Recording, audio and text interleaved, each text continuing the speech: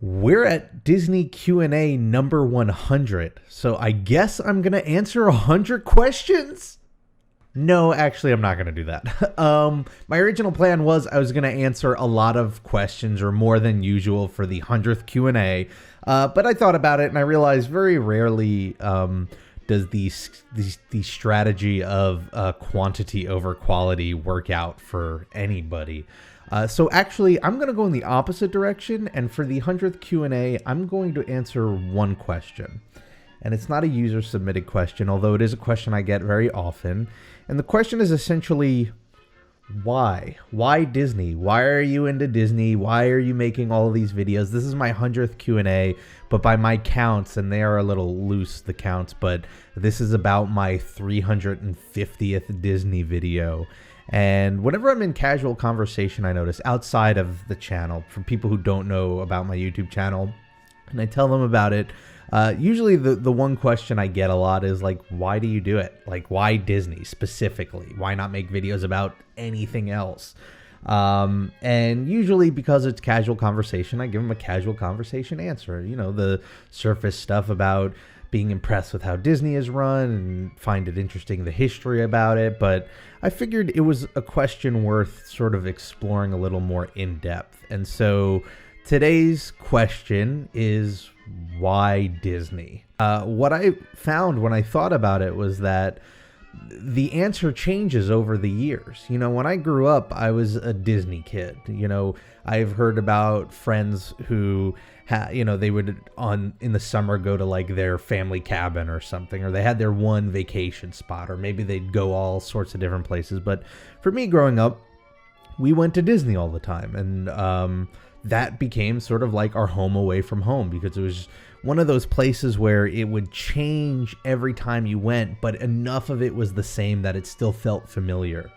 And so when I was younger, I guess the answer would have just been like, I'm familiar with it, you know. And when I was younger, I think it was a much more a matter of escapism, right? Disney World specifically engages the senses and takes you somewhere else in a way that no other medium does. Video, movies, TV, music, they all to their own extent can do it, but not the way I think Disney did for me.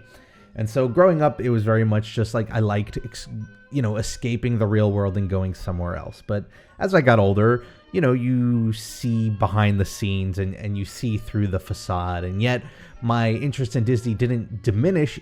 In fact, it grew and got even stronger. And I think that's where it got interesting when I started thinking about why Disney. And for me, if I were to try and boil it down, I think it's optimism. Optimism is why I love everything about Disney, is because Walt Disney was an optimistic person, and he, always looked to the future in regards to how it can be better. You never saw a cynical view of the world through the eyes of Walt Disney. And I guess what I'm really impressed with when it comes to Disney as a company is that he's been dead now for decades and decades, and yet that optimism still shines through. And to be honest, I don't know if it still shines through because people who work at the Disney company are naturally optimistic and that just sort of carries on that way. Or, maybe it is outside pressure going, hey, this is a company known for its optimism, and so we're going to keep it up because we have to, and that's what our name relies on. The reality is it's probably a combination of both, but I feel like that optimism is what keeps me wanting to learn about the history of Disney. It keeps me excited about the future of Disney. It's why you've never really seen me complain about them closing anything at Disney. Even when it comes to some of my favorite old rides, one of the common questions that I get for this Q&A series is, if you could bring any ride back, what would it be? And my answer time and time again is I wouldn't bring anything back, because when everything's closed, it's closed for a good reason. And more importantly, when something's closed, it opens up the opportunity for something new and exciting. And that's why I was excited about the Maelstrom closing and excited about everything in Hollywood Studios closing, because I'm excited to see what tomorrow's going to bring in that regards. And I think Disney's a great company at living up to that ideal. And we live in a very cynical world, and I'm young enough that I can't honestly speak to whether it's grown more cynical or whether it's always been cynical and I've just grown up. But the truth of the matter is it's a very cynical world. Politics, entertainment, news, just you pick a topic and there's going to be a very overly cynical view, especially in the media. And Disney is a constant fight against that. And that's what I think we need. And as a side note, that's why I really like the movie Tomorrowland, even though it didn't really do very well, is because it carries that message of we need people to look forward to the future and we need to look brightly at the future. We need to look at how we can fix things. And that's what Walt always did.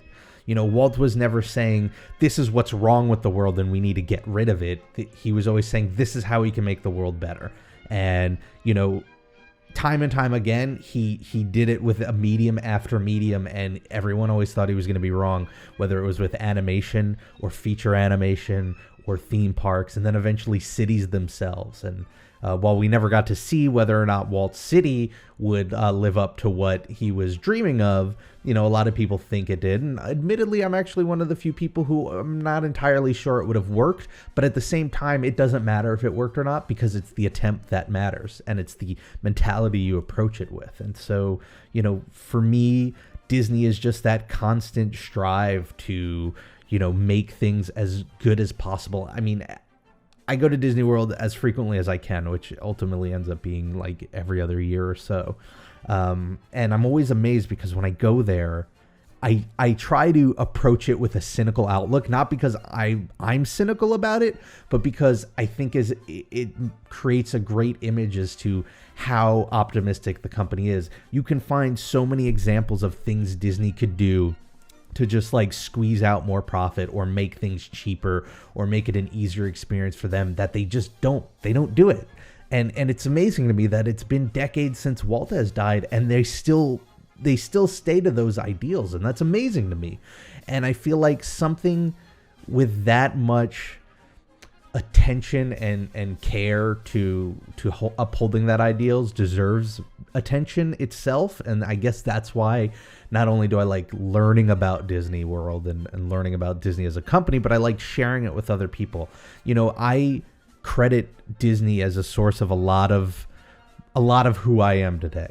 You know, I can point back to, you know, I look at my love of science fiction and all things space and science, and I can point to Tomorrowland and I can point to rides like Horizons as legitimate sources of that motivation. You know, I think about, you know, my attention to quality as much as possible. And I can point to Disney World as an example of why I grew up with that. And so I feel like if, you know, I would hope to think I'm a good person because of this upbringing that was partially given to me by Disney. Of course, you know, partially by so many other things like my parents and my family and stuff like that. But I feel like if that helped me in some way, I wanted to help other people in the similar way. Like when it comes to comment feedbacks, I love when people say that they enjoy the videos, and I've had people email me and tell me how much they and their family like listening to them together. But for me, the most exciting feedback I get through the comments on YouTube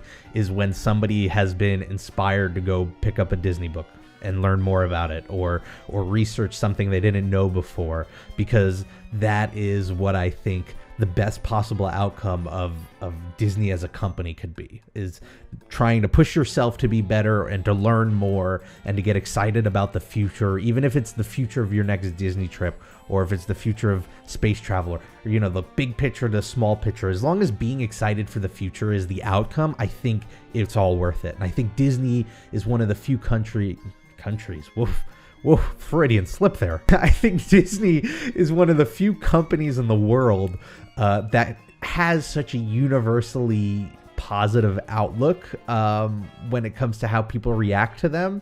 And I think that's exactly what the world needs more of. And I think Disney provides that. And I think anything I can do to sort of, you know, get people to explore Disney more and experience that is totally worth all the time. And so that is why, you know, I do Disney videos instead of, you know, Six Flags videos or Donny Park videos. It's why I've said many times I could go to Disney World and not ride a single ride and still love the whole experience, because to me it's more than just getting on a ride and having a good time. You could get rides anywhere, and they could be more exciting in other parks.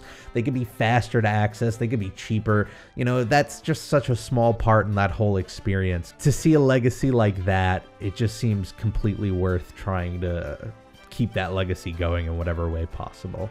And like many Q&As, I want to flip the question on you. Why Disney? Why are you here watching this video? Maybe you stumbled upon it on accident, but more than likely you're watching it because you're a Disney fan. And why is that? You know, some people are fans for completely different reasons. Maybe they're just fans of the movies, or maybe they're just fans of the parks, or maybe it's old school Disney or just 90s Disney and above. Let me know. Let me know in the comments below. I love hearing this feedback, and I love this discussion because, you know, I feel like any sort of discussion about something like this results in people learning not just a little bit about Disney, but a little bit about themselves. And so I would love to hear what you have to say. So leave it in the comments below, or you can let me know on Twitter if you can fit all of that in 140 characters. I'm at Rob Plays. And if you have any other Disney related questions, the next episode is going to go back to its normal format where I just sort of answer casual Disney stuff. You can leave those in the comments below. And if you want to watch any of those 350 Disney videos, all you have to do is hit that subscribe button. Anyway, I want to thank you all for watching. I want to thank you for 100 episodes of the Q&A. This was literally a series that I started because too many people were asking Disney questions in my Minecraft videos, and I thought, okay, let me just take them all aside and make a series for that. And I never would have thought it was going to get to 100 episodes, but here we are. Here's to the next 100. I can't wait to answer all of your questions. Thank you all for watching. Whatever you're doing this week, make the most of it because it makes it that much better, and I hope to see you next time for the next Disney Q&A. Bye, everybody.